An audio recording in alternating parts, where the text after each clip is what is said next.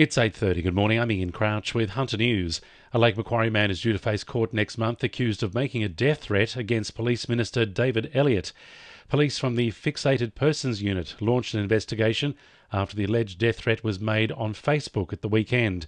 It's believed the threat relates to the minister's handling of the Black Lives Matter protest in Sydney.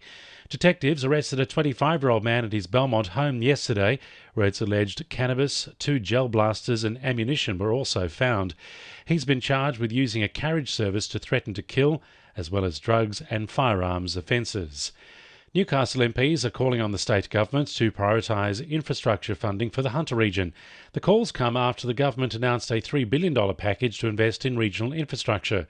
Newcastle MP Tim Crackenthorpe says the Hunter has been waiting on funding for unfinished projects for a long time. The Hunter needs to be prioritised because all we hear is talk about Sydney projects. Now, we're a huge part of the economy up here. 28% of New South Wales' economic output comes from the Hunter. We need to be rewarded with at least 28% of this sort of infrastructure funding. I mean, it can't all go to the big city.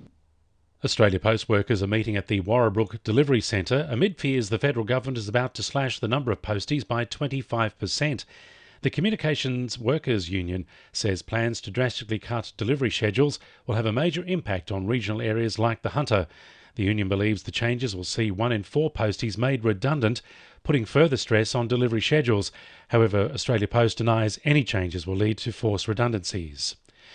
Hunter MPs are calling on the federal government to support skilled workers in regional areas as new data shows a 35% drop in trainees and apprentices. The response comes after the government announced a stimulus package for home builders and renovators.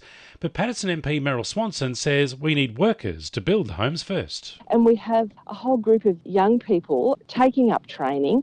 They want to excel in that training and they need to be given the opportunity to do so. So shouldn't we be providing some sort of an opportunity to have them put to good use and be building houses for people who really need them? Community groups in Maitland are being given a helping hand to get through the coronavirus pandemic. Council has launched the COVID-19 Response and Recovery Grant Program, which will see up to $120,000 awarded to not-for-profit groups. Applications for individual grants of up to $20,000 are invited from groups which can show they are meeting an identified need for residents and foster opportunities for community participation. Southbound traffic on the Pacific Highway will be slowed from today as roadwork begins near the Buckets Way intersection near 12 Mile Creek. The roadwork will be completed on weekdays across 2 weeks between 7am and 5pm. Wade O'Leary from Transport for New South Wales says motorists should leave a little earlier to make up for travel time. There will be some temporary traffic changes in place for the safety of workers and road users. A reduced 40 km/h speed limit will be in place during work hours, and of course that may affect travel times. And the speed limit will be maintained at 80 km/h outside of work hours. 2NURFM Sport. Knights coach Adam O'Brien has kick-started his career at Newcastle with 3 wins, a draw and the best attacking record yet. Newcastle are currently undefeated and sitting second on the ladder, but face Melbourne this Saturday, a team O'Brien knows all too well after spending a decade there. O'Brien says the Knights know the quality of the team they're up against. Newcastle-based jockey Amelia Denby will continue her career revival from injury today as she races for trainer David Atkins at Scone.